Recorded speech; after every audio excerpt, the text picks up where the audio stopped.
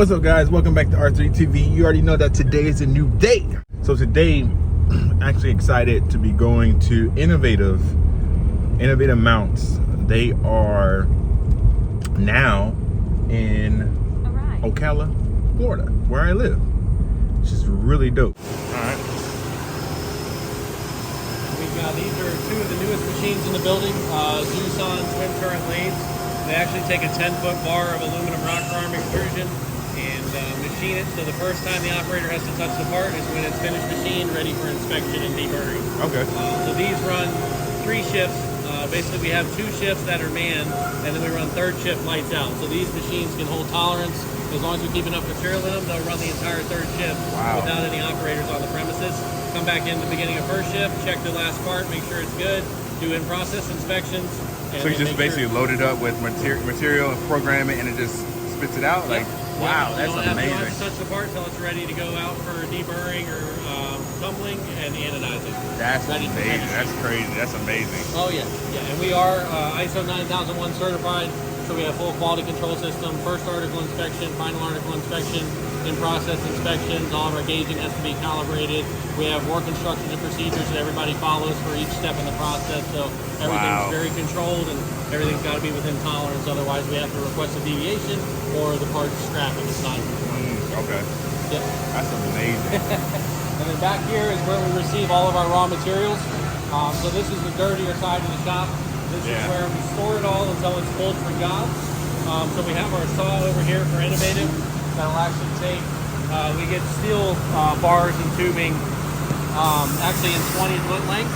And then we have some other materials, most of the aluminum rectangular or square 6061 for the billet mounts comes in 12-foot length. So those will be cut to blank lengths, and then they go down to the mills to get fixtured. So we have different alloys of steel bar stock, several different grades of aluminum, rocker arm extrusions, and then outside we have material racks as well for additional material because the volume that we manufacture, we keep quite a bit on hand. So when you make your mounts, is it just the raw material and you just cut it into like the mount, or is it like, is it molded already? Like, how is the mount? Yeah. So our billet mounts come right out of a piece of material just like this.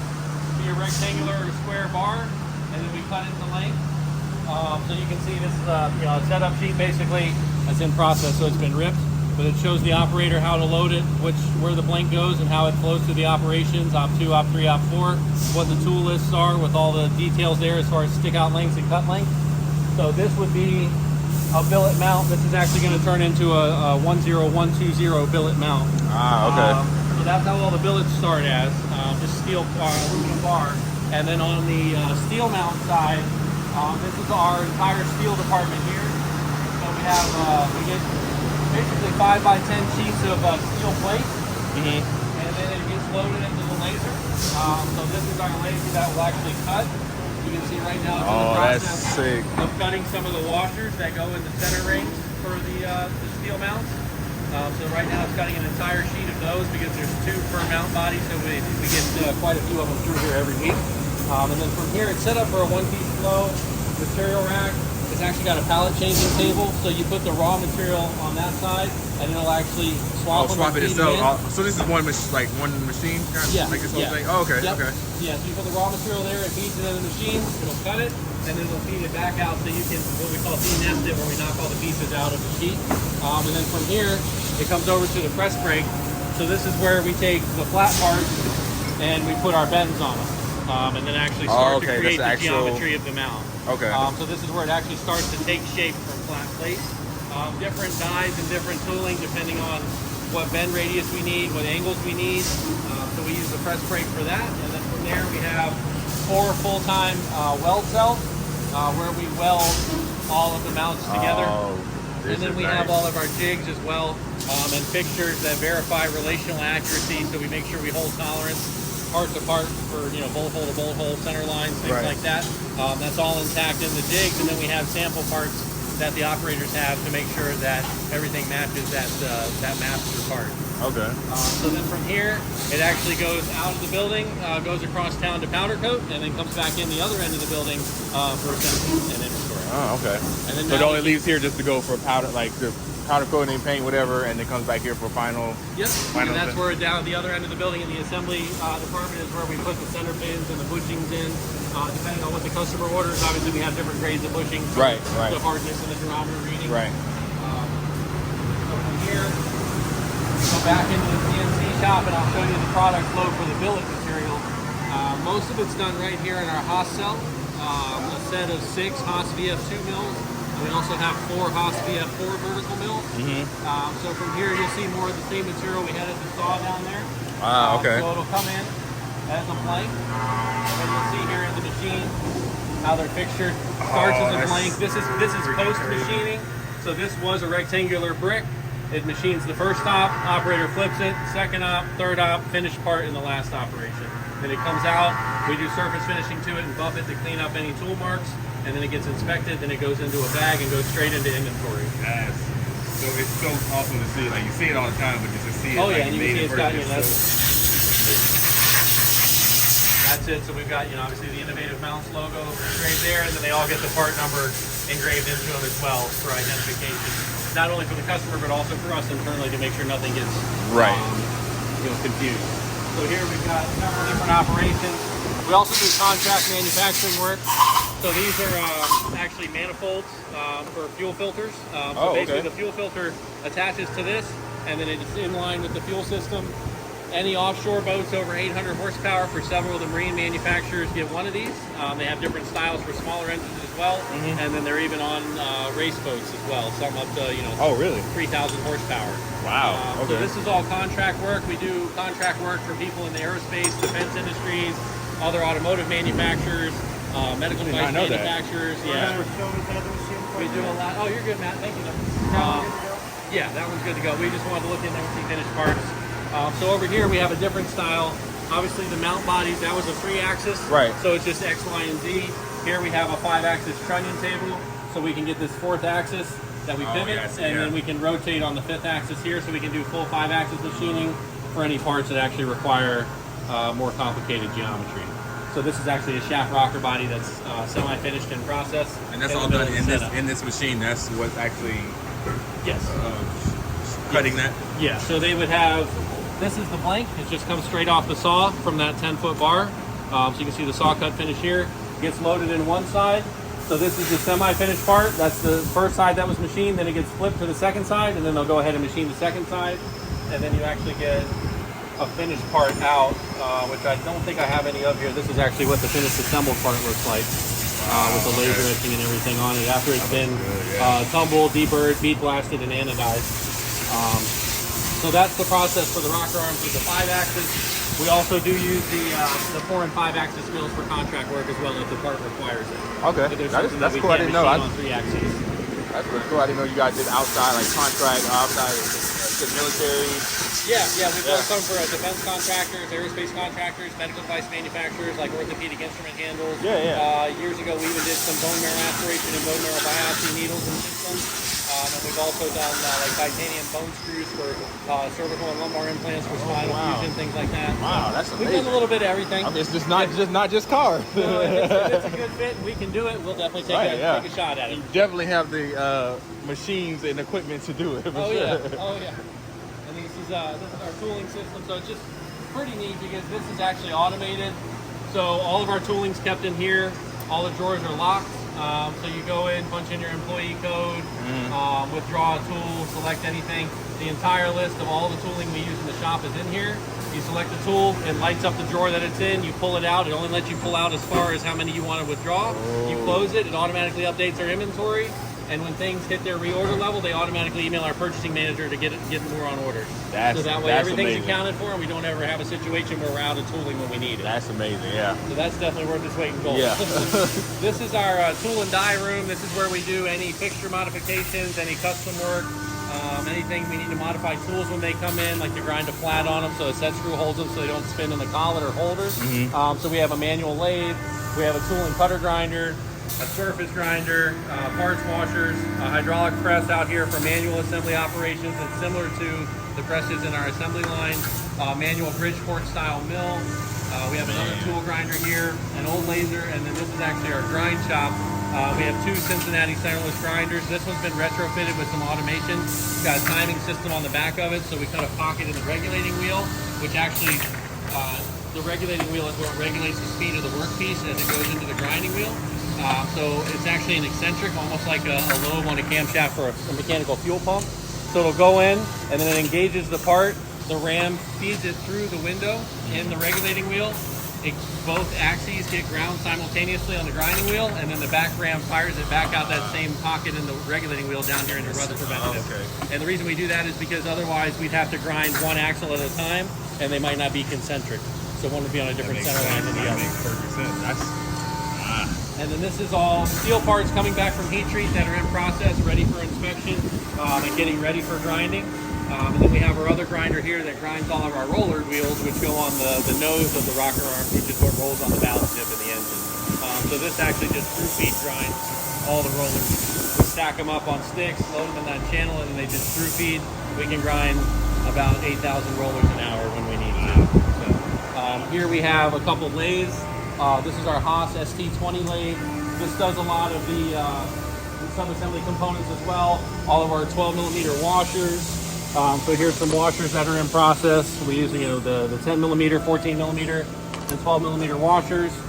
Here we have some for some of our linkage kits. This is the beginning of one of the what's called a 59119F. It gets a radius ground on here, and then also gets a through hole drilled. And this is what is welded to a crossbar, which is part of the T-post for the end of the linkages. Oh, right. Okay. Yeah, they get zinc plated after it's finished in the machine shop.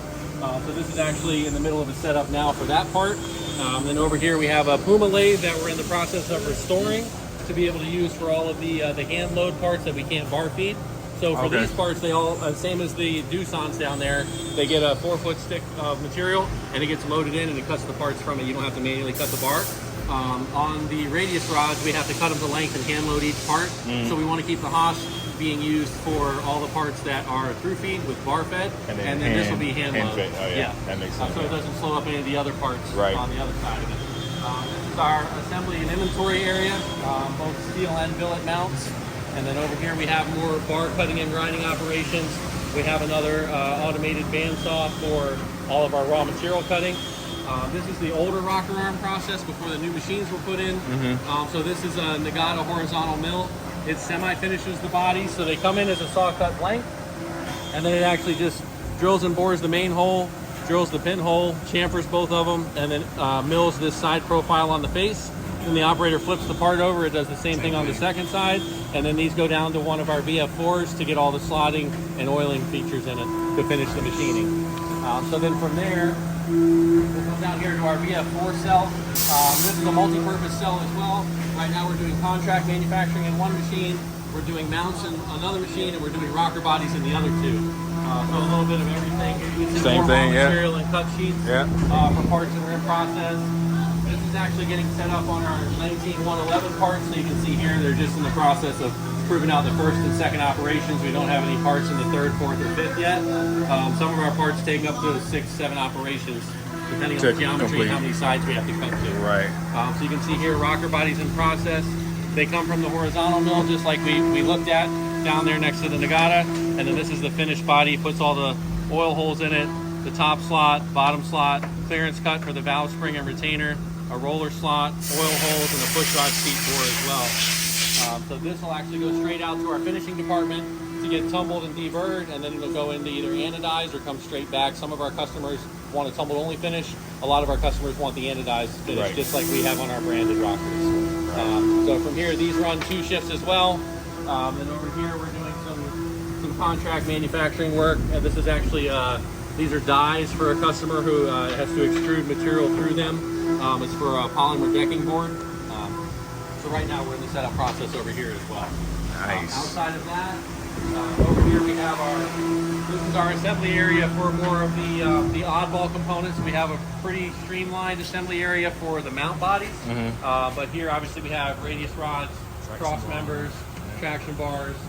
So everything that's sort of a one-off or lower volume or bulk gets assembled over here before it goes to packaging.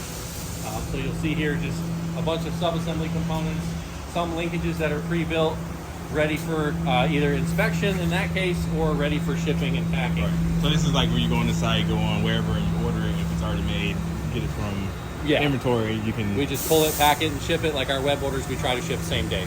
Right, If it's you know, after 4 o'clock in the afternoon when FedEx is about to be here, it'll ship the next day. Okay. Yeah. So you'll see here, Michelle and Scott do all of our assembly work on the mounts. So they actually go through everything from pulling the inventory, picking the parts, making sure we have everything in stock to support the order, and then actually building the order itself, labeling boxes, getting boxes built, putting the mounts together, the final inspection to make sure everything is free of defects or any issues. And then from there it gets to the shipping table and goes out the door. So here you can see all of our inventory of different mount part numbers. This is all steel. So you'll see here we have quite a few. These are all inventoried in the powder coated state. So when they pull the product, it's actually, this one's already assembled as well. When they pull the product, it's ready to go straight to the assembly table. Nice. And then same with the billet mounts as well. We don't anodize the mounts. But we do have here, several in stock that are, this one already has bushings in it, some 60s, ready to go out the door.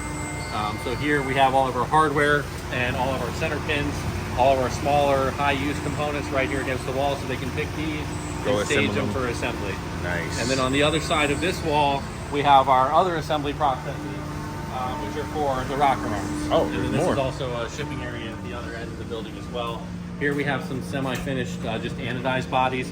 So if we have any fallout during the processing of a job, one or two pieces gets a dent or scratch or is found out of tolerance, we have other pieces here that we can make up the difference with, so we're not short. Because normally for the rocker arms, we're building them for V8, so there's 16 pieces in the set. So if we wind up with an odd number, we need to supplement it to get it back to an even set number.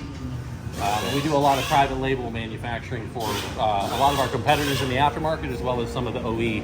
Oh, really? Yeah, Okay. some of the big three, some of the marine guys. We do a lot of work for them as well. So here you'll see assembling polylocks. The polylock is basically the lock nut that goes on top of the stud for a stud-mounted rocker arm. Has a set screw internal of the polylock that allows it to lock its position on the stud so it can't loosen up once you tighten it. And you'll see our assembly processes are just a series of hydraulic presses. So we have fixtures. We start with putting in the pushrod seat insert. And then we'll go to the pin and roller, and then we put the bearings and the trunnion in last, and then we do a manual clipping for the retaining clips. So here you'll see some of our rollers and our pins that mate with them. And this is actually a pin and roller operation here. So then depending on the part family and the geometry, they know which orientation the fixture needs to be in.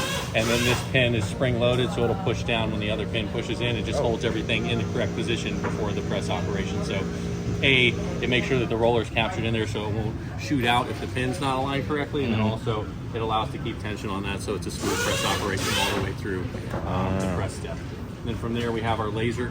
We have two lasers. One's an old GAG, which uses garnet as the media. This is our 50-watt fiber laser as well. So we mark a lot of parts for our customers that come to us just for anodized work. They'll have laser etching requirements, so we'll mark those here as well. And then that's actually what marks all of our branded rockers and our private label rockers with the actual actual label. So so you'll see them there. And then we have full traceability on these, so that's actually a lot number that ties back into the job number in our ERP, our manufacturing software. So if anything happens in the field and the customer has a failure, we pull it up on that number. It'll show us raw material lots, heat treat lots, what machine center, what day, what operator. We can pull up the inspection records from that job and see if anything's out of tolerance. And we also know how many other parts may possibly be affected. So you can trace it all the way back to a specific incident, or if something was wrong or something. Yeah, definitely assist with root cause analysis. That's awesome. And then from here it just goes all out to the shipping room, and then from there it gets picked up by either UPS or FedEx or a freight truck at the end of the day. That's amazing. And that's really all of our processes in a nutshell. That's a lot. So Scorpion is the name of Scorpion? Yeah. And Innovative? Yes. Are they one company, or is it two? Two separate companies. Two separate companies. Just sister companies, and basically sharing expenses as far as overhead, utilities, things like that. Okay. And then I would take you in the anodized shop. We could walk by the outside of it where we do our deburring and tumbling. And then some of our finishing, but obviously the anodized processes with all the acid fumes is a very harsh environment in there, so we have to wear PPE and everything around it. And then our powder coating shop is actually across the street. Okay. So that's not even on the property, but that's everything we do. That's amazing. Thank you. Oh, no problem.